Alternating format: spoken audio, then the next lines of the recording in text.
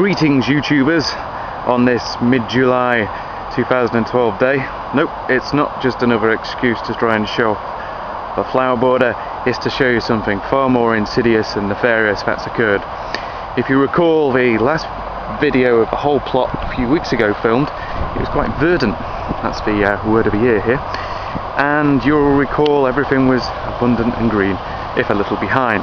Well, since then we've probably had occur a Smith period, a period of 2 days above 10 degrees C and at least one 11-hour period above that temperature and about 90% humidity.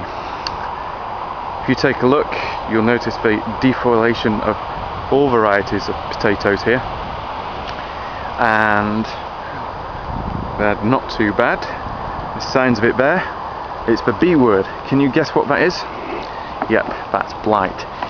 There's a website, UK Blight Watch, which you can register with your site, and it helps farmers out showing the occurrence of blight. This just adds to probably the worst year for growing in a long time.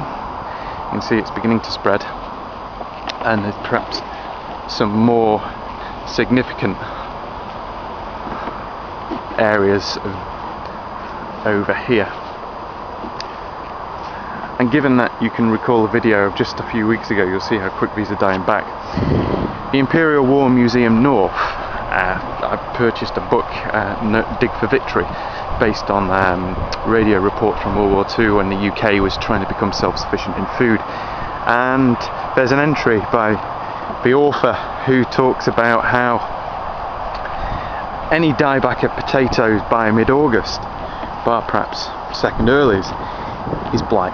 Whether it's rampant or late blight is difficult to know, but basically they shouldn't be dying back, and we're in mid-June. This is not dieback or blackleg. We've all bought them from different suppliers, and unfortunately it also affects other members of the same family. You see here, this is beginning to go. Here you can see the black on the stem, which is quite characteristic. In here, at the moment these are surviving. You recall I filmed the Wilger. Look at those in a few weeks, 2 weeks. All varieties, late and second earlies. And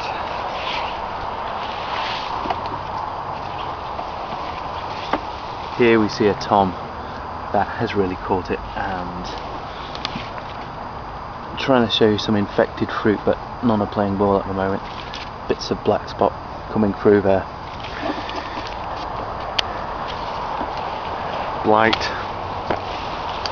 just adds, as noted, to the worst year on record.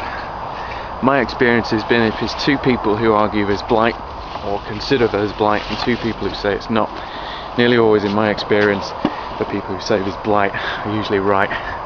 And I haven't sprayed. You can spray with fungicide or Bordeaux solution. I haven't this year, mainly because I don't really like spraying that stuff.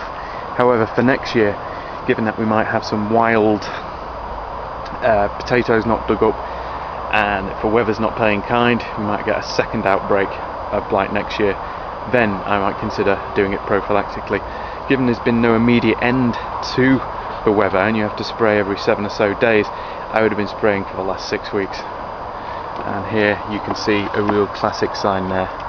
You can see that. That's the first sign I found on toms, and there's some on the leaves here. And talks, walks, sounds like a duck. You guessed it, it's a duck. And in this case, it's blight, and you can see the back end of those there, which have really gone in the last week or so. Unfortunately, I hope you find this useful. All for now, folks.